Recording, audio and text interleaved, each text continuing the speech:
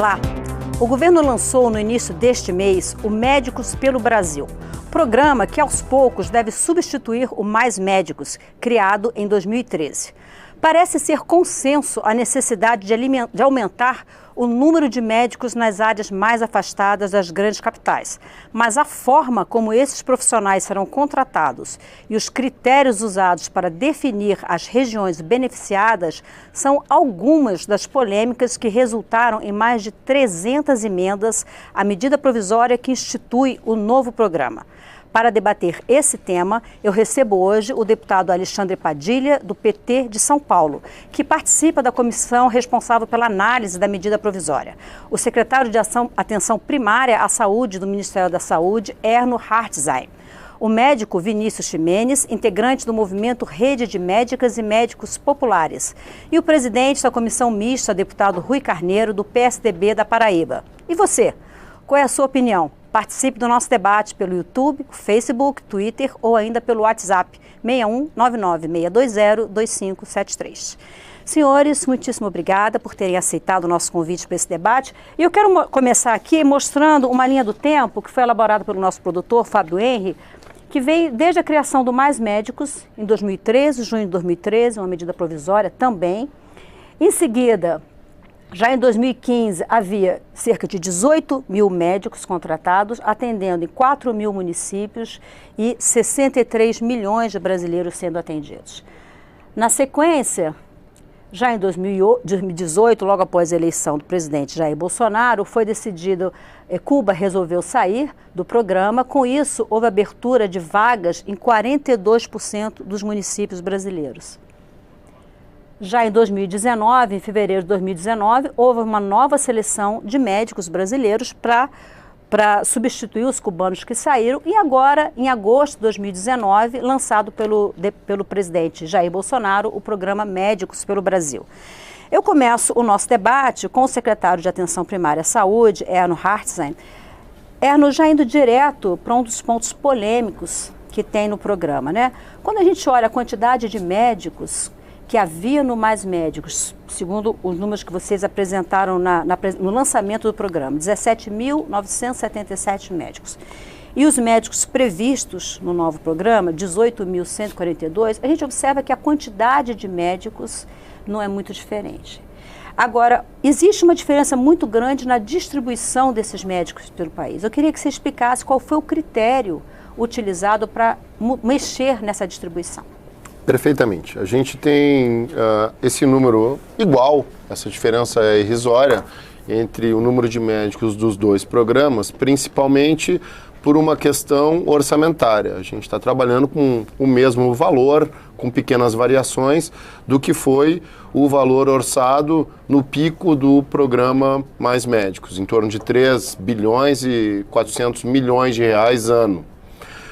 Agora, foi mudada de maneira muito forte a forma de distribuição desses médicos. E, em vez de ter 12 mil médicos, 8 mil médicos nos grandes centros urbanos, a gente inverteu esse eixo e está levando 13 mil médicos para os pequenos municípios e para os municípios mais remotos do Brasil. Tem dois grandes critérios no Médicos pelo Brasil. Um critério que caracteriza os municípios. Então, municípios caracterizados pelo IBGE como rurais remotos, rurais adjacentes ou intermediários remotos, receberão médicos, se aderirem ao programa, na totalidade de vagas que Saúde da Família, a Estratégia de Saúde da Família, possui nesses municípios. São cerca de 12.800, 13 mil vagas de saúde da família, de equipes de saúde da família nesses municípios. A gente fica com o restante, para 18 mil, em torno de 5 mil, que vão ser distribuídas por um critério socioeconômico medido por cada equipe de saúde da família nos outros municípios. Quais são esses outros municípios? Os municípios urbanos e os municípios intermediários adjacentes. A gente está falando, nesses dois critérios, nas grandes cidades brasileiras. Então, nessas grandes cidades, as equipes que ficam nos lugares mais vulneráveis são as que têm a população mais vulnerável do ponto de vista do Bolsa Família, do benefício de prestação continuada e que recebem benefícios previdenciários até 2 salários mínimos, as equipes que têm mais dessas pessoas dentro da sua área de atuação, na sua lista de pacientes, receberão o suporte do governo federal com a contratação do médico. Eu vou precisar fazer um breve intervalo, porque exatamente nesse momento está acontecendo uma votação nominal no plenário da Câmara, que fica aqui em cima. Então eu preciso liberar os 2 deputados para irem votar e voltar em seguida. A gente volta já já, não saia daí.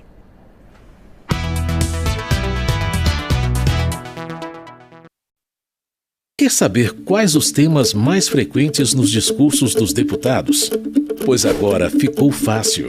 O Parla é uma ferramenta que mostra os assuntos mais debatidos na Câmara dos Deputados em cada período.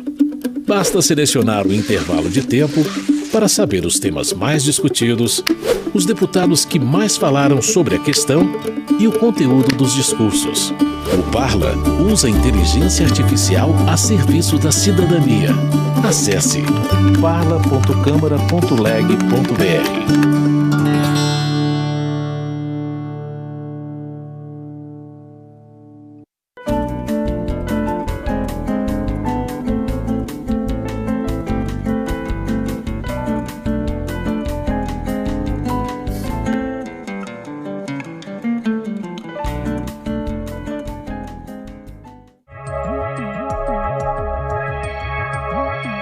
Os setores produtivos da economia brasileira trabalham intensamente para atender as demandas de consumo dentro e fora do Brasil.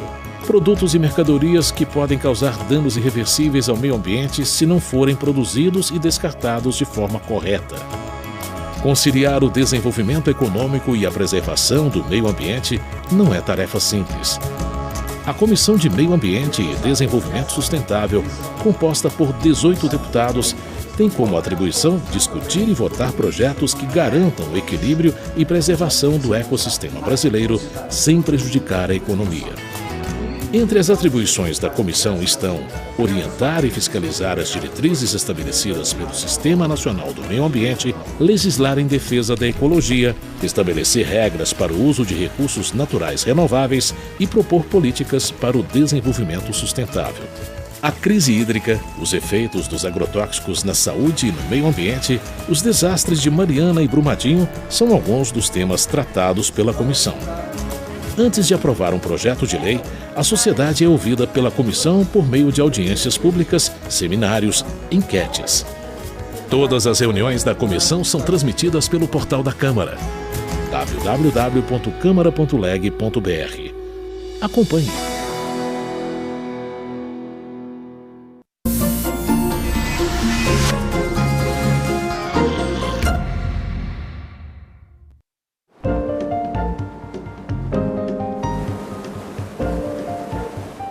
Cidade Pirinópolis. Goiás. Pirinópolis. Para mim é a melhor cidade de Goiás. No momento eu não lembro. Também não sei, porque é a primeira vez que estou visitando a cidade, também não tenho. Eu gostaria de saber também. Pirinópolis fica no centro-oeste brasileiro, a 150 quilômetros de Brasília. Nasceu como um pequeno arraial no século XVIII, fundado por garimpeiros, índios e escravos em busca do ouro. Cercada pela Serra dos Pirineus, a cidade conserva ainda suas feições coloniais e tradições. A denominação Pirineus remonta à história da ocupação de Goiás, em associação com os Montes Pirineus entre a França e a Espanha. Pirinópolis é o mundo à sua volta.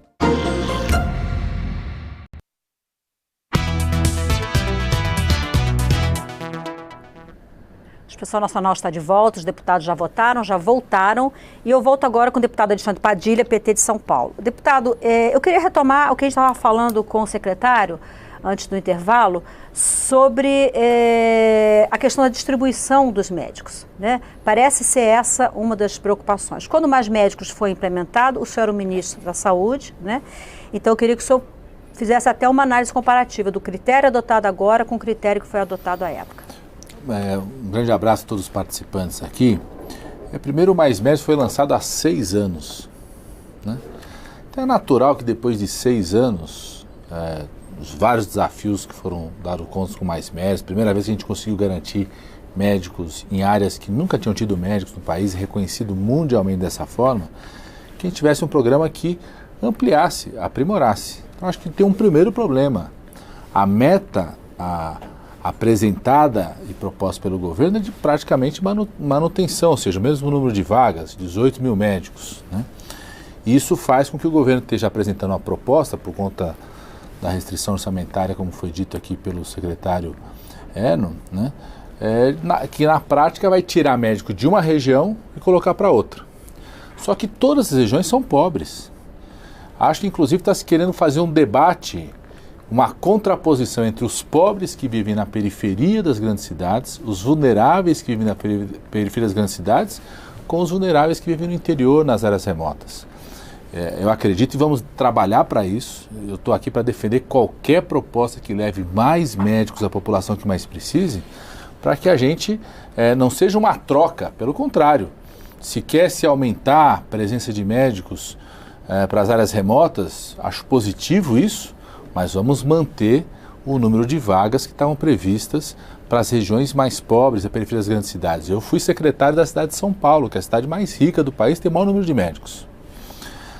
O secretário e prefeito da cidade de São Paulo, que é do PSDB, partido do presidente Rui Carneiro, está desesperado porque tem cerca de 50 médicos do Mais Médicos que encerrou o contrato, não vai poder renovar o contrato desses profissionais e vai ficar desassistido a população lá na cidade de São Paulo.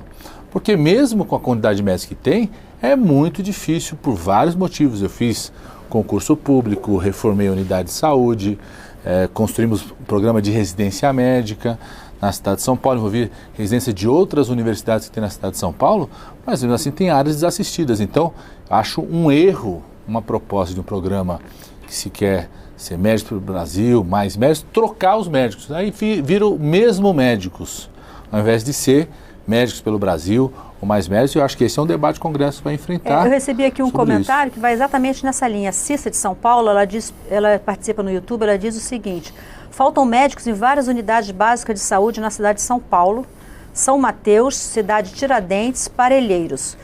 E aí ela pergunta, depois eu vou lhe dar a palavra mais à frente, o que o senhor falar, quer saber o que vai fazer em relação a esse tipo de caso, que é exatamente o que o deputado Alexandre Padilha coloca. E são exatamente bairros, no extremo leste da cidade de São Paulo, no extremo sul, no caso de Parelheiros, que foram cobertos pelos médicos do Mais Médicos, com a saída de médicos cubanos não foram repostos, agora com risco de cerca de 60 médicos brasileiros que estavam lá e têm encerrado o contrato, que estão desguarnecidos e que têm os mesmos indicadores de pobreza, situação econômica, vulnerabilidade similares aos dos municípios das áreas remotas. Então acho que esse é um debate que o Congresso vai ter que fazer, de garantir que seja de fato mais médicos pelo Brasil, que seja, e não os mesmos médicos ou a troca de médicos. A Cisa pergunta por que vai ter que mexer no que está funcionando. Deputado Rui Carneiro, PSDB da Paraíba. Deputado, o senhor é presidente da comissão mista, que começou há pouco a analisar essa proposta, não é isso? E eu já li que o senhor avalia essa iniciativa de uma forma extremamente positiva, o novo programa, né? Em que aspecto o senhor acha que ele é realmente positivo? Porque ele é um projeto que tem começo, meio e fim, tanto em relação à contratação, quanto em relação à regra. Por exemplo, quando o nosso ex-ministro comenta em relação a essa troca de locais, é importante fazer uma colocação do seguinte: de maneira muito clara, e é importante frisar isso, sem nenhum conteúdo político, o programa é apresentado e vai se saber efetivamente por uma classificação do IBGE, onde nós teremos uma cobertura de 100%. Quando o programa fala em 18 mil médicos, isso não quer dizer que um pouco mais à frente, tendo recursos, esses 18 virem 20, virem 25, e essas outras áreas que também estão previstas no programa, diga-se de passagem, também com regras e sem política, que é essa área urbana, onde tem a questão de quem ganha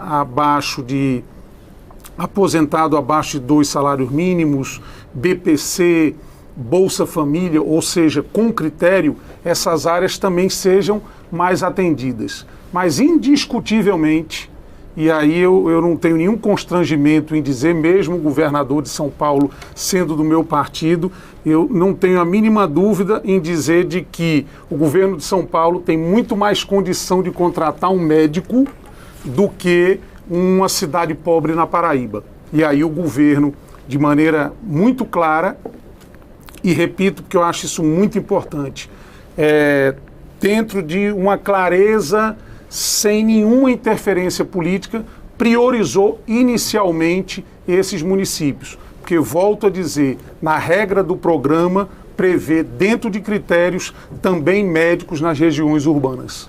Doutor Vinícius Ximenes, eu queria o seu olhar, não só de médico, mas também de mestre em saúde coletiva, ainda sobre essa questão da distribuição dos médicos, que parece que é um ponto muito importante no programa. Então, é interessante a gente fazer um paralelo entre o nome dos dois programas, né? Mais Médicos e Médicos pelo Brasil. Na verdade, eles, de certa forma, partem de diagnósticos um pouco diferentes, né? Na verdade, a gente percebe que o Médicos pelo Brasil, apesar de muitas críticas do atual governo ao Mais Médicos, ele praticamente mantém algumas linhas mestras do Mais Médicos, mas, de certa forma, parte de diagnósticos um pouco diferentes. No Mais Médicos, havia uma compreensão que o problema brasileiro em relação à garantia de médicos é um problema tanto quantitativo como qualitativo, ou seja, no Brasil nós formamos menos médicos do que nós precisamos pela nossa necessidade de saúde, os nossos médicos estão mal distribuídos no nosso território nacional e não necessariamente a formação de médicos, de especialidades, etc., segue aquilo que a nossa população precisa. Me parece que essa mudança do nome do Médicos pelo Brasil, na verdade, apoia-se numa tese que, inclusive, ela foi refutada na época do Mais Médicos, que é o seguinte: o Brasil tem médicos suficientes. O problema do Brasil é somente um problema de distribuição de médicos. Garanta as condições para essa distribuição de médicos adequada, que, obviamente, naturalmente as coisas vão se ajustar. Então, me parece que há um problema do ponto de vista do diagnóstico da proposta, assim, dessa compreensão inicial em relação ao Médicos pelo Brasil. Veja bem, nós temos que ter muito cuidado com alguns debates idealizados sobre a questão do Brasil. O Brasil profundo. Vamos agora atender médicos no Brasil profundo. Primeiro que o Mais Médicos, romantizando o Brasil profundo, com Mais Médicos foi a primeira vez que distritos sanitários indígenas, todos eles tiveram médicos. Segundo, áreas de fronteiras, contestados, semiárido nordestino, Vale de Quitinhonha, Mucuri, Amazônia, ou seja, a gente teve uma grande capacidade de provimento de médicos ao longo desses últimos anos. Então, primeira questão que é importante de elencar é essa. E segunda questão, que esse Brasil profundo, muitas vezes, não precisa ir muito longe para você ir nesse Brasil profundo. Se você sair aqui, nós estamos aqui em Brasília, no centro do poder do Brasil, vocês forem a 40 ou 50 quilômetros aqui, em Braslândia, estamos falando do Distrito Federal, uma cidade de 4,1 médicos por 1.000 habitantes, a melhor carreira das unidades da Federação para médicos de família e comunidade do país, efetivamente uma carreira. Tá? Aqui nós temos em Brasília uma carreira bem remunerada, com níveis de progressão claros, você pode pensar fazer a sua vida dedicada à atenção primária. E aqui no Distrito Federal, por exemplo, se não fosse mais médicos, áreas como Gama, como Santa Maria, como Braslândia, como Planaltina não teria médicos, mesmo tendo toda essa estruturação. Nós já somos diversas escolas de medicina aqui em Brasília, formamos muitos médicos, atraímos muitos médicos das outras regiões, temos um dos maiores aparatos de formação de médicos residentes do país e mesmo assim nós não conseguimos prover médicos em todos os postos. Então, de certa forma, o Mais Médicos ensinou uma lição pra gente. Essa participação do governo federal, ela é importante e é muito interessante também o atual governo manter essa linha de perceber que o governo federal precisa apoiar os municípios. Mas se do ponto de vista de observar a população médica brasileira, a consistência dela, lembremos que a nossa população vai envelhecer, está cada vez mais velha, as doenças crônicas cada vez mais prevalentes, a pressão sobre sistemas e serviços de saúde cada vez maiores. Então, se nós não tivermos uma capacidade de garantir não só mais médicos quantitativo ou qualitativamente, mas também resolver um passivo histórico que foi criado ao longo de muitas décadas, onde houve uma omissão do Estado em relação a esta questão, efetivamente nós vamos ter problemas. Você que não é de Brasília, aqui da nossa região, esses nomes que ele colocou aqui, Planaltina, Braslândia, são regiões administrativas daqui do Distrito Federal, que ficam próximas aqui aonde nós estamos, né, que é no centro da cidade. Eu gostaria de ouvir a resposta do secretário em relação ao comentário que foi feito. E em relação à quantidade de médicos, o Conselho Federal de Medicina, em 2018, novembro de 2018, publicou uma estatística que diz que no Brasil tem 2,24 médicos para cada 1.000 habitantes. Segundo o Conselho Federal de Medicina, isso se aproxima da Coreia do Sul, que tem 2,2, do México 2,3, do Japão 2,4, da Polônia 2,5. Ainda segundo o Conselho Federal de Medicina, estados mais pobres tiveram crescimento mais que proporcional nos últimos anos de médico. Então eu trago também uma outra colocação. A questão passa pela quantidade de médicos, mais uma vez, pelo que sempre se fala, ou passa pela distribuição dos médicos? Maristela, vou dividir um pouquinho meu comentário numa resposta ao ministro Padilha e depois ao Vinícius, tá? Em relação ao mesmo médico. Mais Médicos criou 18 mil vagas e conseguiu aumentar 6 mil equipes de saúde da família no melhor momento do programa. Então ele teve 12 mil mesmos médicos. Só que em vez de saírem da nossa proposta agora, da região metropolitana e irem para o interior, eles saíram do interior e foram para a região metropolitana. Então, no fundo, a gente está tentando compensar esse movimento que ocorreu no passado. A gente sabe, o Vinícius sabe muito bem disso, porque ele estudou muito a questão de provimento médico, que as principais causas de necessidade de um ente central, do governo central, prover médicos num sistema universal de saúde em países grandes, não tanto como o nosso, porque nós temos o maior sistema universal de saúde do mundo, enquanto a China e a Índia não dão seus primeiros passos, aí vamos derrubar facilmente. Todos os países que têm sistemas semelhantes ao nosso, baseados em atenção primária, têm programas de provimento médico. E muitos deles usam médicos que vêm de fora e muitos não usam médicos que vêm de fora. Esses dados que tu colocas agora são dados que mostram que, nesse momento, há uma suficiência de médicos. E a gente tem uma prova para isso. Hoje nós temos 15.800 médicos no Mais Médicos, dos quais apenas 5 mil são médicos formados fora do Brasil e o restante são médicos com CRM brasileiro, escolhendo as cidades do programa Mais Médicos, mesmo com algumas fragilidades que o programa Mais Médicos tem. Eu concordo com o ministro Padilha, concordo com o Vinícius que o programa Mais Médicos colocou isso em discussão.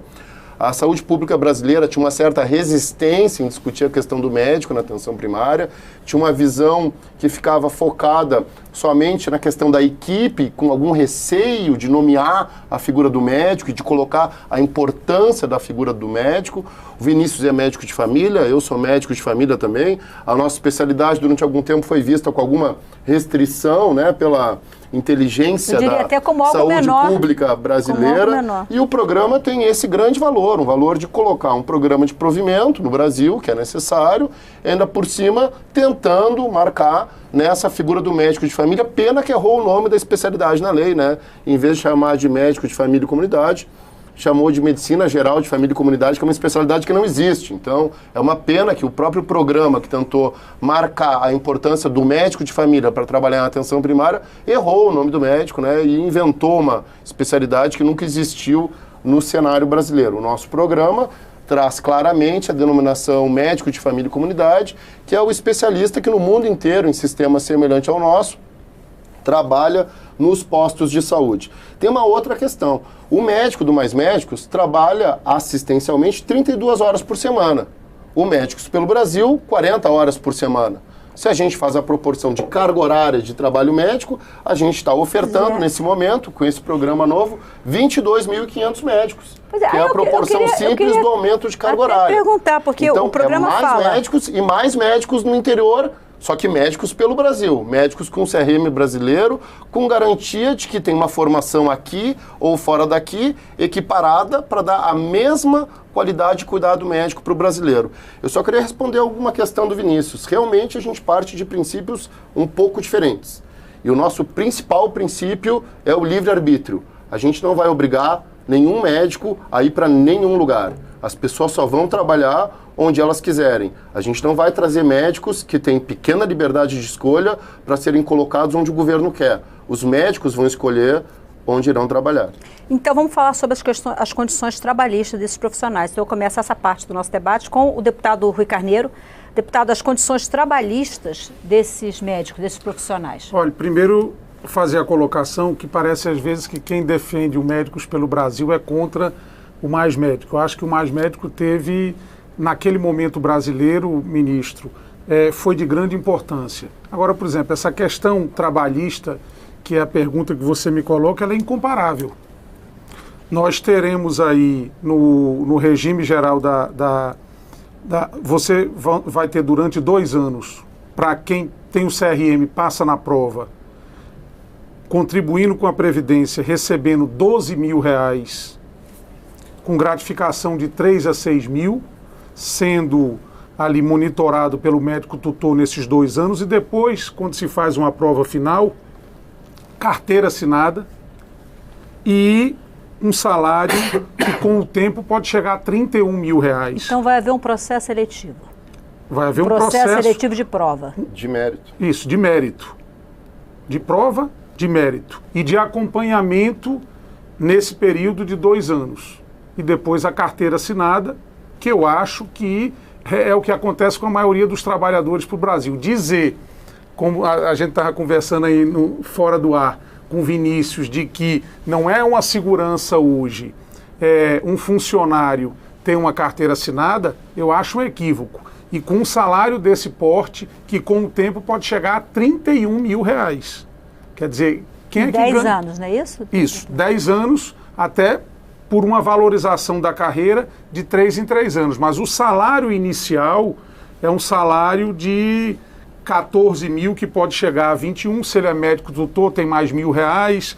Dependendo do local, tem mais 3 ou tem mais 6 de gratificação. Então, quem se dispuser para ir para esses locais mais ermos vai ter um adicional. Na área indígena, a maior gratificação no valor de R$6 mil. Quer dizer, nós estamos falando aqui em valores altos. E com outra colocação, nesses 2 anos iniciais, o valor é esse, que é de 12, 15 ou 18, até para que o governo também não crie constrangimento para os municípios que contratam diretamente alguns médicos. Os outros, que se você fizesse um valor muito alto, você também criaria um problema aí para muitos prefeitos. Isso é uma outra questão. Agora, que a maneira de contratar e o nível salarial são bons e são muito superiores ao do passado. Isso é indiscutível. Eu, inclusive, ia brincar hoje lá na comissão com o nosso ministro, perguntando se ele preferia, como médico, ter um vínculo no Mais Médico ou no Médicos pelo Brasil. Ministro, deputado Alexandre Padilha, eu tenho aqui vários comentários e justamente das pessoas preocupadas exatamente com os médicos, ou médicos brasileiros formados no exterior, ou médicos estrangeiros que atuam aqui agora. Então, por exemplo, o Matheus Lemos, ele diz: quando terá edital para os médicos formados no exterior conquistar o direito de participar do programa Médico pelos Brasil? Eu tenho aqui um comentário que diz assim: se o modo de ingresso do Rafael Plastina, se o modo de ingresso é por prova, por que não permitir que os médicos brasileiros formados no exterior participem? E ter a preocupação natural com os cerca de 2 mil médicos cubanos que estão no Brasil hoje. Gostaria de ouvir em relação à questão trabalhista e a esses médicos. Eu acho que, primeiro, em relação a esses médicos, eu acho que essa é uma grande lacuna da iniciativa do governo. O governo toma uma iniciativa que busca, inclusive, levar médicos para áreas remotas, e eu sempre vou ser favorável a qualquer iniciativa que busque levar médicos para áreas remotas, apostando única e exclusivamente nos médicos brasileiros formados aqui no Brasil. Lógico que eu acho que hoje a gente vive um cenário que é diferente do que a gente vivia há 6 anos atrás. Sim. Quando a gente criou Mais Médicos, a gente tinha 1,9 médicos por 1.000 habitantes. O próprio dado do CFM aponta um crescimento de 2,24, isso por conta das escolas que foram abertas, do estímulo à formação, e o Mais Médicos tinha essa característica, não era um programa só de provimento, de formação, de abertura da formação, mas a própria experiência do Ministério nesse primeiro semestre é uma experiência de não conseguir cobrir o conjunto das vagas, de garantir permanência. Às vezes o médico vai lá, fica um pouco de tempo, depois presta a residência médica, sai daquele espaço, só com médicos brasileiros. Eu acho que esse é um debate que a comissão vai se debruçar. Como aproveitar os cerca de 2 mil médicos cubanos que estão aqui com as famílias, como a gente pensar, aproveitar essa medida provisória para ter uma clareza maior em relação à validação do diploma no país. É um absurdo ter se interrompido a realização das provas do Revalida, se realiza a prova, não sai o resultado. Então eu tenho uma emenda que estabelece claramente no mínimo 2 sessões de Revalida por ano, que a gente possa fazer a inversão, inclusive, das etapas do Revalida, que o Revalida tenha como critério de dificuldade mais ou menos o mesmo parâmetro dos critérios de dificuldade dos exames nacionais de residência, porque o Revalida virou 2016, 2017 um grande filtro de novo. onde as pessoas têm muita dificuldade de serem aprovadas, né? Porque todos os países do mundo que construíram sistemas nacionais públicos combinaram um conjunto de estratégias para o provimento dos médicos. Uma parte das estratégias, em geral, foi a capacidade de atrair médicos formados em outros países. Todos os países têm sistemas nacionais públicos. Primeiro, eles não abriram mão da universalidade do sistema, de ampliar investimento no sistema, de crescer recursos para o Sistema Nacional Público de Saúde e ter estratégias variadas, inclusive aquelas que são induzidas pelo Estado, né? Os sistemas nacionais públicos se garantiram medicina, família e comunidade, para garantir cobertura, que é 1 para 1.000, porque hoje a gente tem uma cobertura que a gente calcula baseada em 1 para 3.500. O ideal é que a gente chegue em um dia 1 para 1.000, 1 para 1.500, tem mecanismos de indução do Estado para que a pessoa seja estimulada a fazer medicina, família e comunidade. O único mecanismo não pode ser só a contratação, o valor da contratação. O conjunto de países, por exemplo, estabeleceram residência médica obrigatória para atuar no Sistema Nacional Público. Não pode ser médico sem fazer residência médica. Abre de 100 vagas de residência médica, 50 são de medicina, família e comunidade. Eu defendo que a gente possa crescer cada vez mais o percentual de medicina, família e comunidade na residência, e que um dia a gente possa trabalhar com um prazo, daqui a 10 anos, o que seja, da residência médica ser um mecanismo obrigatório para atuação no mercado de trabalho no nosso país. Porque aí você vai ter mecanismo do Estado para induzir, inclusive, estimular que a pessoa faça medicina, família e comunidade e não as super especialidades. E essa atenção básica parece que responde por 80%, né? Não só ela responde, né, o que é estimado cerca de 80% dos problemas de saúde, mas ela é fundamental para a coordenação dos outros pontos de atenção, dos níveis de complexidade do sistema, né? Inclusive eu defendo, sou professor de faculdade de medicina, né? O Mais Médicos fez esse estímulo à reformulação do currículo da faculdade de medicina, que toda especialidade, né, que o aluno desde o começo esteja na atenção primária em saúde, em contato com o paciente fora do espaço hospitalar, junto onde ele vive, onde ele mora, na sua comunidade, porque é muito importante que um cirurgião, ao se formar cirurgião, ele tenha tido experiência do que é indicar uma cirurgia para um paciente lá perto da casa dele, fazer uma visita domiciliar a esse paciente depois do pós-operatório, ver como está essa evolução. Ou seja, as pessoas vivem no seu ambiente, não pode ser um médico que só atua num espaço fora da realidade de vida das pessoas, lá dentro do hospital. Vinícius, eu vou lhe dar a palavra, mas só um minutinho, que o deputado Rui Carneiro parece que o Vinícius esteve aqui hoje na casa, não é isso? Não, eu queria fazer duas considerações, que inclusive foi dito hoje na reunião da comissão. Que nós estamos tratando também, buscando junto com o Ministério da Educação, que logicamente o sucesso do Médicos pelo Brasil passa pela questão do Revalida. Então nós vamos buscar que dentro desse parto o Revalida saia resolvido. Isso é uma preocupação aí de milhares de estudantes que estudaram fora do Brasil e querem ter a oportunidade de exercer a profissão, e o programa prevê isso. E no caso dos cubanos, eu tive a oportunidade de conversar com o próprio ministro Mandetta, e já tive por 2 vezes com a Associação dos Cubanos, inclusive hoje pela manhã, e nós estamos buscando um formato para que eles participem do programa num período de 2 anos, ganhando o valor de médico residente, ou seja, R$ 3.400, valor maior do que eles ganhavam no passado, porque parte ia para Cuba, eles ganhavam, se eu não me engano, R$ 2.900, ou seja, vão ganhar mais. E partindo dessa premissa de 2 revalidas por ano, então esse profissional cubano, ele vai ter a oportunidade de fazer 4 revalidas nesses 2 anos. Então ele vai ter 4 chances de ter o CRM e participar de maneira aí efetiva do programa como médico. Vinícius A partir Ximenes, do Revalida. A partir do Revalida. Eu sei que você também tem uma preocupação em relação à questão das condições trabalhistas, de forma de contrato. Sim. Então, na verdade, uma questão que é fundamental para nós discutirmos é assim, o que faz fixar médicos em áreas de difícil provimento. Então, nós temos aí 4 grandes debates que eles andam encadeados, que é o debate da formação, quanto e como e quem nós precisamos formar. né? A provisão, quantos médicos nós precisamos, o provimento, como é que o médico vai chegar onde precisa, e a fixação, como é que ele vai permanecer lá.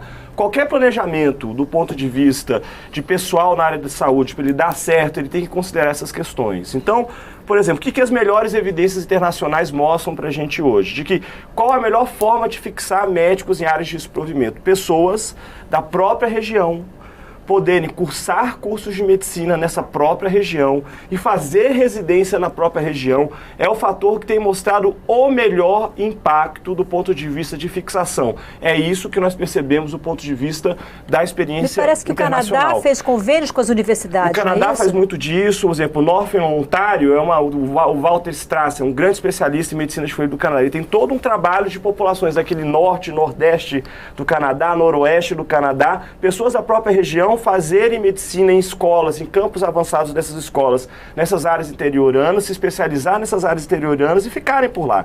Então, isso é uma forma que a melhor evidência é essa. Os estudos mostram que quando você faz uma aposta meramente na dimensão econômica, claro que a dimensão econômica ela é importante, claro que a questão salarial ela é importante, não vamos negar isso. Sim. Mas você somente basear nisso, você pode, de certa forma, fortalecer algumas iniquidades que já existem no sistema. O mapa de distribuição de médicos no Brasil, ele segue um mapa da riqueza. Tem mais médicos onde é mais rico. Numa grande cidade que tem brutais desigualdades sociais, mesmo você tendo muitos médicos, esses médicos podem estar completamente distribuídos de forma completamente irregular no território. Então, o Estado, nesse caso, ele intervém do ponto de vista de políticas, de certa forma, indutivas para compensar esses efeitos, vamos colocar entre aspas, do mercado, que muitas vezes criam distorções do ponto de vista do direito da saúde das pessoas. Então, o que a gente percebe em relação ao Brasil, que assim, acredito que o Mais Médicos engateou algumas questões para tentar integrar essa discussão. Formação, provisão, provimento e fixação, e sendo que no debate da formação tem uma discussão muito importante que todos os países maduros em relação ao sistema de saúde fazem, é o quê? Em determinados momentos precisamos ou não importar médicos.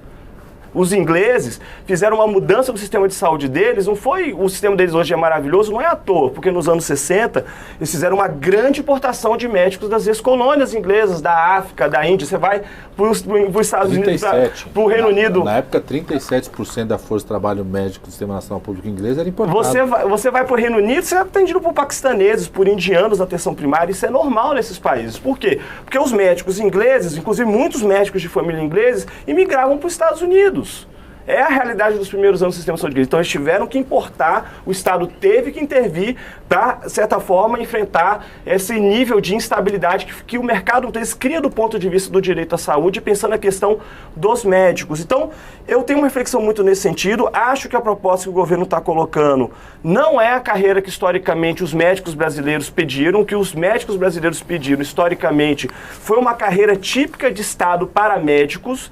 Por mais que o governo tenha uma preocupação em níveis remuneratórios diferentes, pagamentos por desempenho, uma série de questões do que me aparenta na proposta apresentada, isso não é a carreira histórica. Uma carreira típica de Estado, a primeira coisa que ela é importante, ela é uma expressão do poder estatal, ela não tem uma correspondência no setor privado e ela forma o que a gente chama de um núcleo estratégico do ponto de vista do Estado. É isso que os médicos brasileiros eles querem, ser reconhecidos como núcleo estratégico dentro da questão do Estado. A proposta colocada pelo governo, que é criar um serviço social autônomo, que é um ente paraestatal criado pelo Estado, para poder, um ente privado paraestatal, para poder administrar a questão da distribuição de médicos no Brasil, pode ser uma estratégia bastante complicada. Veja você, o Rio de Janeiro, um município brasileiro que fez uma grande mudança nos últimos anos, fez uma expansão de atenção primária interessante, teve por condições específicas, Olimpíadas, acordos políticos nacionais, um valor de recursos a mais do que os outros lugares do país do ponto de vista de teto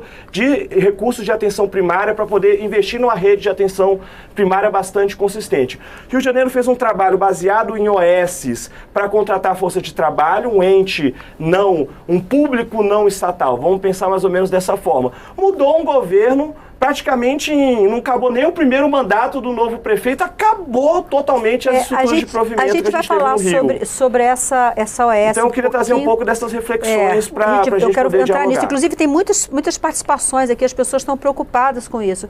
Secretário, eu queria ouvi-lo em relação a 2 pontos que o doutor Vinícius colocou aqui, sobre possibilidade de importação de médicos e sobre a carreira de Estado para médico. Isso está no radar do governo ou não? Eu acho que a gente tem que resgatar um pouco de todas as nossas falas aqui, contextualizando, né, os telespectadores e os que estão nos assistindo pelo YouTube ao vivo nesse momento. Os internautas. Inclusive minha filha está me assistindo, legal, super legal, que eu estou na TV, Maria Luísa. Maria Luísa, um beijo para você. Tu mesma disseste, né, Maristela, a gente tem um número de médicos hoje no Brasil mal distribuídos, como disse o Vinícius, mas em quantidade suficiente que não nos exige importar médicos. Quanto mais o país se desenvolve economicamente, há uma tendência a diminuir o número de pessoas que quer fazer medicina. A medicina passa a ser uma profissão que acaba não sendo tão valorizada, principalmente nesses países europeus que tem uma certa desigualdade em carreiras de nível médio e nível superior. Então, tu acaba tendo essa necessidade. Não é o caso brasileiro no momento, como não foi nos últimos anos. A gente hoje tem um número de médicos suficientes no Brasil mal distribuídos. Justamente o que a gente está propondo nessa medida provisória, que certamente o Congresso vai melhorar a medida com toda a inteligência e a capacidade que os congressistas têm de melhorar as propostas que vêm do Executivo, é definir esses padrões de distribuição, tanto em relação a tipo de município, como disse o Vinícius, dentro de grandes municípios para áreas de alta vulnerabilidade, que não é só a questão de uma intervenção estatal. Se a unidade é muito ruim do ponto de vista da estrutura física, se ela não tem suporte do restante da rede, se solicitar exames é difícil, não tem médico com livre-arbítrio que fique naquele local. Eu fui 2 anos secretário municipal de saúde de Porto Alegre e para superar isso, a gente fez algo que o Vinícius comentou que não está na MP, não vai na MP, mas está na estratégia do governo, que é fomentar a residência de enfermagem, a residência de odontologia e a residência de medicina de família e comunidade. Nós estamos mudando o financiamento da atenção primária. Amanhã temos uma das últimas exposições ao CONAS e CONASEMS de um novo modelo de financiamento da atenção primária brasileira, em que um dos eixos desse financiamento são incentivos aos municípios que têm residência médica, residência de enfermagem e residência de odontologia. A gente precisa de uma equipe completa, bem formada, especialista em atenção primária, trabalhando com qualidade. Então, por um eixo específico, a gente trabalha no provimento, por outro, a gente trabalha na formação, na especialização e na qualificação dos médicos, nesse incentivo à residência médica de medicina de família. O próprio programa trabalha na questão da fixação e, no nosso ponto de vista, a gente tem um número de escolas médicas no Brasil que beira o suficiente, tanto esse número suficiente de médicos que temos em nível nacional, mas talvez com essa distribuição, certamente com essa distribuição heterogênea. Nenhum país como esses que nós estamos nos comparando, Austrália, Canadá, Reino Unido, Holanda, conseguiu fazer essa mudança de chave em prol da atenção primária, que é a prioridade número 1 do nosso governo em relação à saúde. Está explícito em todas as falas do ministro Mandetta. Inclusive na criação da secretaria que foi criada agora. De Secretaria de Atenção Primária, não tenha passado por uma formação em larga escala de médicos de família. Nenhum país, nem Portugal, que tem 10 milhões de habitantes, nem Espanha, que tem 40 milhões de habitantes, quando resolveu fazer um sistema universal de saúde, usou a residência médica como a principal estratégia. Por isso que no nosso programa a gente tem a especialização em larga escala. E são países territorialmente muito menores do que o Brasil. Eu imagino que o médico de família, num país com dimensões continentais como o nosso, ele seja ainda mais importante, dada a proximidade. Exato. Hoje nós temos 42 mil equipes de saúde da família, tínhamos aí no início do ano, com 6 mil médicos de família no Brasil. Nós temos 3 mil vagas de residência médica e medicina de família, 30% delas ocupadas. De 1.000 em 1.000, a gente não vai chegar a 42 mil nunca. Na nossa proposta, daqui a 2, 3 anos, a gente está formando 6, 7 mil médicos de família ao ano. Então aí sim, em 7, 8 anos, a gente vai alcançar o número de médicos de família que a gente realmente precisa para o Brasil, mantendo um estímulo à residência médica, tanto que o especialista em medicina de família já entra no Médicos pelo Brasil como tutor, diretamente na carreira CLT, recebendo um valor maior e a gratificação da tutoria para fazer isso. Eu queria falar dessa tutoria, então eu quero aproveitar o deputado Alexandre Padilha, que é médico e professor universitário da área de medicina.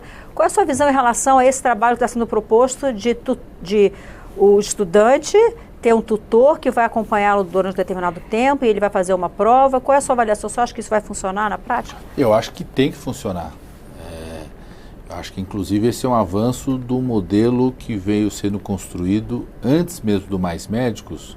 Nosso primeiro desenho, nosso primeiro programa, na época já foi um programa muito importante de provimento e debate sobre formação médica no nosso país, que foi o Provab, onde a gente abriu a possibilidade dos municípios oferecerem quais seriam as unidades de base de saúde, o governo federal entrar com recurso, era uma bolsa de formação também para esse médico, eram só médicos brasileiros com CRM aqui no Brasil que podiam participar, e eles passavam por uma tutoria e uma supervisão, e ao serem bem avaliados, ganhavam pontos na prova de residência médica. Isso foi ampliado no Mais Médicos, e acredito que a proposta, pelo menos que eu vi apresentada hoje, tem a possibilidade hoje de ter uma tutoria ainda mais próxima desses profissionais.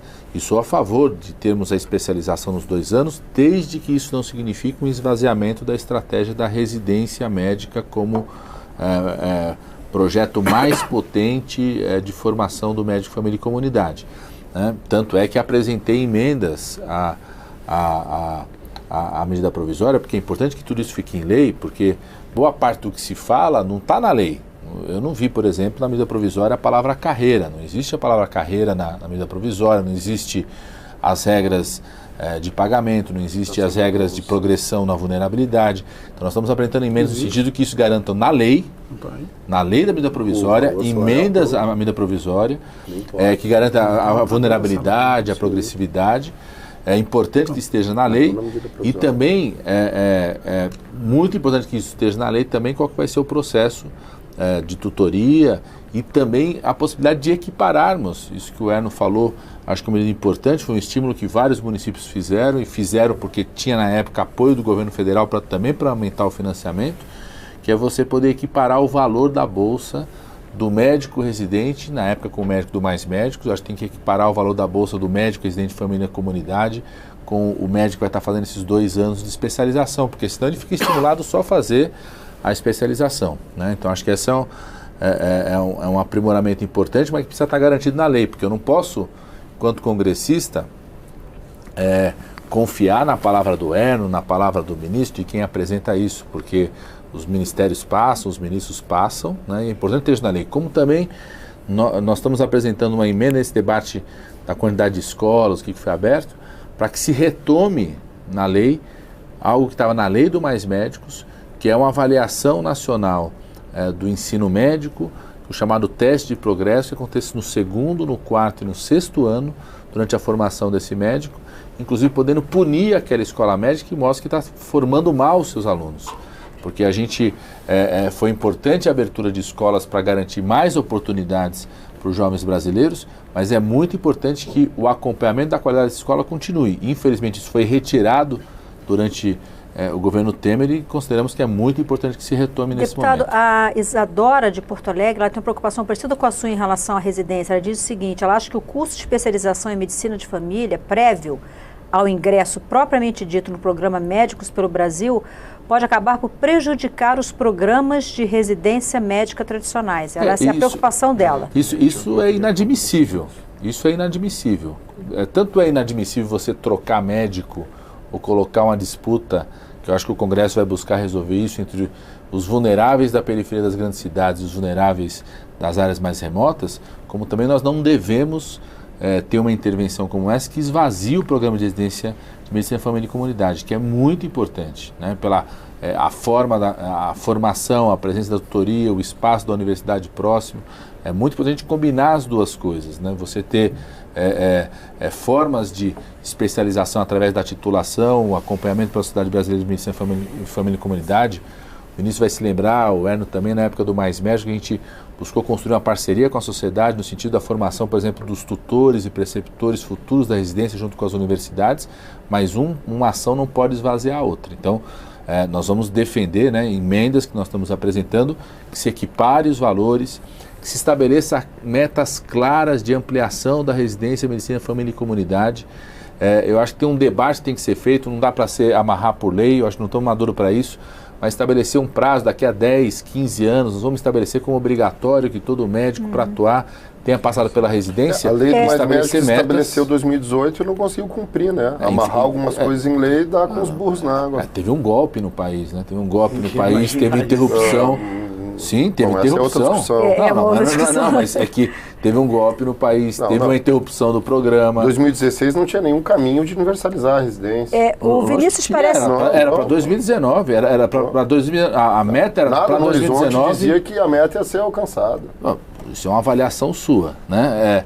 Medidas estavam sendo feitas, o Vinícius estava na época do Ministério da Educação. O Vinícius tem uma preocupação também com essa questão da residência médica, eu acho né, que assim, a gente tem que ter um cuidado para que um sistema de formação de especialista, de especialidade médica, ele não engula o outro sistema. A residência médica é considerada o nosso padrão ouro de formação de especialistas. É a forma onde você consegue treinar melhor o médico, dotar ele das melhores capacidades e competências para ele poder ter uma atuação do ponto de vista do mundo do trabalho. Como é que é hoje no Brasil a formação de especialidades? Você tem dois caminhos. Um caminho é fazer a residência de medicina de família, 2 anos de residência, você é especialista, vai lá, registra seu certificado de residência junto ao Conselho de Medicina. O outro é você ter um período que seja 2 vezes o tempo da residência trabalhando na atenção primária, então eu tenho que trabalhar 4 anos na atenção primária, desenvolver uma série de capacitações, participar de congressos, uma série de questões, para que eu seja habilitado a poder fazer uma prova vinculado a uma sociedade de especialidade médica, vinculado à Associação Médica Brasileira e, obviamente, se eu passar nessa prova, eu sou um especialista. O que a medida provisória está trazendo é uma lógica, de certa forma, de otimizar esse sistema baseado no que a gente chama na chamada prova de título. Ou seja, em vez de você pode trabalhar na atenção primária, no caso do MES pelo Brasil, em vez de 4 anos, você em 2 anos, né, em 2 anos ganhando bem, que a proposta vai pagar bastante interessante, 2 anos você já poder fazer a prova de título. Não com poder, um curso de especialização. E junto com a especialização. Então não é diminuir o tempo parlamentar. Perfeito. Com um curso de especialização de 60 horas que equipara a carga horária da residência, que é a outra regra, a terceira regra que tu omitiu para ganhar o título. Ou faz uma residência médica, ou faz um curso de especialização que eu não omiti. Com a mesma carga. Eu estava no meio da explicação. E tem a terceira. Calma aí, Mas seguindo a reflexão, os 2 anos... Ele é danado, ele é um danado. Então o que acontece? Esses 2 anos, então você vai acabar encurtando, você vai ter a possibilidade de que no mesmo tempo da residência, trabalhando, ganhando bem, você 4 vezes mais.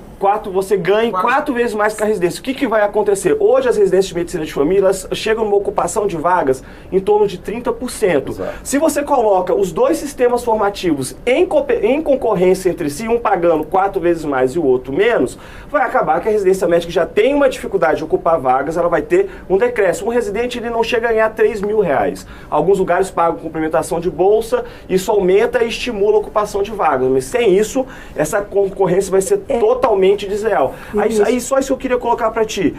Eu acho que assim, o governo está fazendo um diagnóstico, eu tenho questionamentos em relação ao diagnóstico do governo e está propondo um tratamento onde eu digo que o medicamento tem alguns riscos de alguns efeitos adversos. Então, é sempre bom, junto aqui os médicos estão aqui, é sempre bom que o medicamento com efeito adverso deixe um antídotozinho dentro do mesmo armário, entendeu? Não deixe distante. Então, se há uma possibilidade, o governo há uma preocupação de não gerar uma lógica de um sistema engolir o outro, da residência não ser engolida, então é necessário que nessa lei seja prevista a questão da complementação de bolsa para pelo menos equiparar a remuneração da residência com esse primeiro nível do MES pelo Brasil. Nosso tempo está quase se esgotando, passa muito rápido. Eu queria ouvir o secretário Erno em relação a um ponto que é uma preocupação também de alguns dos nossos telespectadores. O Samuel Nogueira, ele é estudante de medicina em Barbalho, do Ceará. Ele quer saber sobre a administração por uma fundação de direito privado para contratar médicos. Se seria uma espécie de privatização da atenção básica.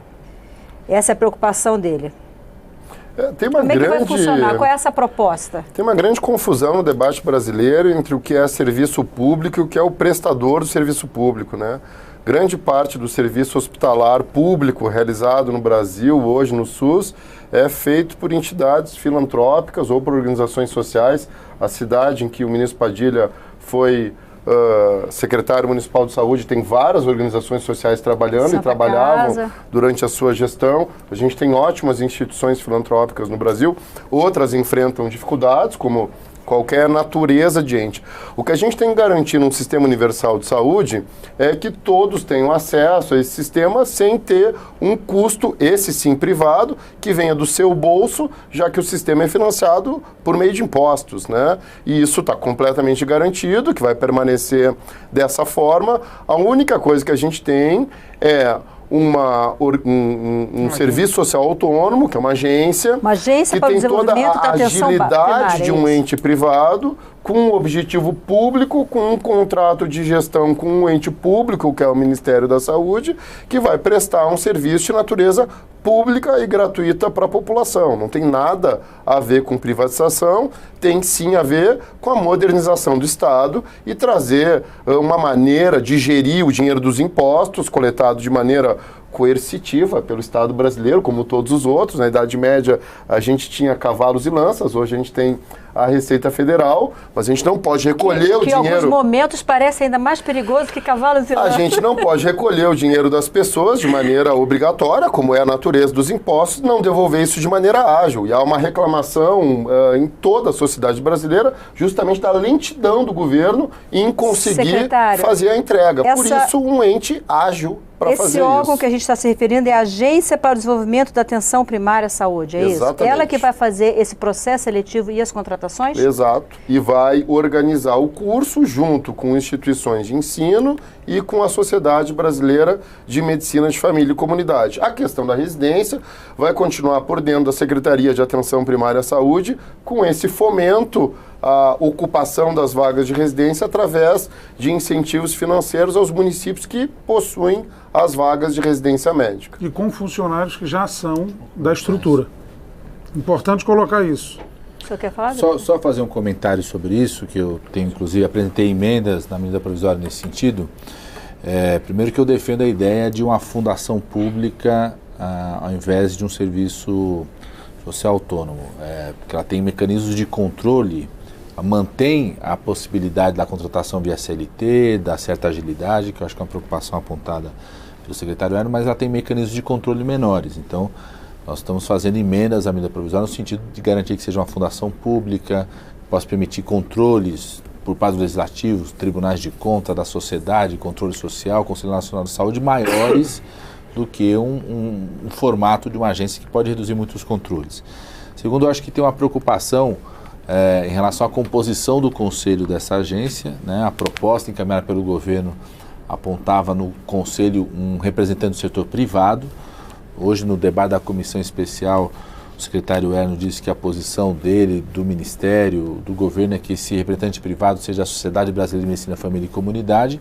Eu estou dizendo, inclusive, já tem emendas nossas nesse sentido, que a Sociedade Brasileira de Medicina, Família e Comunidade, que tenha representante dos trabalhadores, do próprio Conselho Nacional de Saúde e do Ministério da Educação, para reforçar o controle, que todos aqueles que possam estar envolvidos com o provimento da atenção primária em saúde possam participar. E tem uma terceira preocupação já para encerrar, deixar muito claro que a agência não possa ser utilizada, ou a fundação, o que seja, para contratar serviços e atendimento através do que a gente chama hoje da figura da pessoa jurídica, porque existe um processo pejotização. Existe uma pejotização grave no setor de saúde, no setor médico, inclusive no público. Estava comentando, por exemplo, eu já vi, não só na região metropolitana de São Paulo, mas em outras, em Recife também, a existência, por exemplo, de um verdadeiro Uber do médico. Ou seja, o chefe de plantão está lá, falta 20 minutos, não chegou o médico do plantão, ele pega o aplicativo, vê quais são os médicos que estão com o tempo disponível, traz o médico, o vínculo desse médico, dá o plantão, paga o PJ, ou seja, né, é um processo de pejotização, onde o médico tem que ficar com o tempo disponível, não tem a remuneração pré-contratada. Então, é um processo de precarização grave do trabalho médico, ou que a agência pode ser utilizada para intermediar a contratação por Unimed, plano de saúde. Então, quero ouvir o Vinícius ainda sobre esse ponto. E aí, sobre o último ponto, Vinícius, aí tem que ser de uma forma rápida. O programa prevê uma jornada de trabalho de 60 horas semanais, sendo 40 para o atendimento à população e 20 para atividades teóricas. Isso é viável? Ele 60 horas. Ele está seguindo o mesmo padrão da questão da residência médica, né? Existem hoje questionamentos do ponto de vista se essa carga horária com essa extensão é, digamos assim, o mais adequado para humanamente uma pessoa poder ter um equilíbrio entre trabalho, formação e outros aspectos da vida. Mas se eu posso fazer um resumo em relação às nossas críticas todas, que eu sei que o tempo está apertado, que nós estamos... nossas críticas se resumem basicamente da rede de médicos e médicos populares o quê? Primeiro, a proposta apresentada pelo governo não é a carreira tipicamente de Estado, que é a defesa histórica dos médicos brasileiros. Então, inclusive, a eleição para o Conselho Federal de Medicina é importante as entidades médicas estarem atentas em relação a isso. Segundo, a atual proposta de formação e de remuneração prevista, ela vai engolir a residência de medicina de família e comunidade no Brasil. Se não tiver uma compensação dentro da própria lei, isso pode causar graves distorções. Terceiro, apostar no serviço social autônomo, que é a DAPS, para poder fazer o provimento de médicos, não garante a estabilidade administrativa que é necessário para pensar uma proposta que atravesse governos. Temos vários exemplos com OS, OCIPs, em todo o Brasil, que são entes públicos não estatais, o que a gente tem de problemas do ponto de vista do trabalho. Nós, da Rede Médicos e Médicos Populares, acreditamos que uma fundação pública federal, uma autarquia pública, dentro do direito público, é o melhor modelo. E quarto, para terminar, em 10 segundos, toda a especulação do ponto de vista da CLT é muito abstrata dentro do projeto de lei, porque é só daqui a 10 anos que eventualmente vão ser contratados os seletistas. Nessa primeira fase são todos bolsistas. A CLT daqui a 2 anos, possivelmente... 10 anos não, 2 anos. Não, 2 anos. Você falou 10 anos. Acho que eu falei rápido. Isso. Nos últimos nos próximos 2 anos... 10 anos que vai chegar ao salário de 31 mil. Daqui a 2 anos, com todo esse movimento, inclusive de criar carteira de trabalho verde e amarelo, outras questões, possivelmente nós não estamos falando daqui a 2 anos da mesma CLT não, mas de a hoje gente está falando da regra de hoje. Mas é isso. Bom... Senhores, eu preciso encerrar o programa. Eu não tenho tempo nem de agradecer a cada um individualmente. Muitíssimo obrigado pela participação aqui no nosso debate. Muito obrigado. Você de casa que nos acompanhou, muitíssimo obrigado. Esse debate está começando no Congresso Nacional agora. A comissão especial foi instalada hoje? Foi instalada hoje ou foi ontem? Não. Semana passada, a primeira... Hoje foi a primeira reunião. Então vai ter outro programa sobre isso ainda, né? Vamos ter. Então o debate está efetivamente começando essa semana, né? As comissões mistas funcionam no Senado Federal, com deputados e senadores. Então eu vejo que a atenção, o interesse é muito grande nesse tema. Então é importante acompanhar. Já foram apresentadas mais de 300 emendas, como eu disse. Vai caber ao parlamento agora analisar essas emendas. O relator é um senador que vai aceitar ou não essas emendas, incorporar ou não o texto, mas já deu para ver que as negociações já estão sendo feitas, que é o que tem que acontecer no parlamento.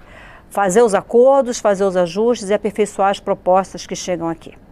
Na próxima semana, nós vamos falar do papel do parlamento na solução da crise na Amazônia, que é uma crise ambiental, econômica, social e diplomática. Eu sou Maristela Santana e eu espero você na terça, às 9 da noite, ao vivo, aqui na TV Câmara e nas redes sociais. Até lá.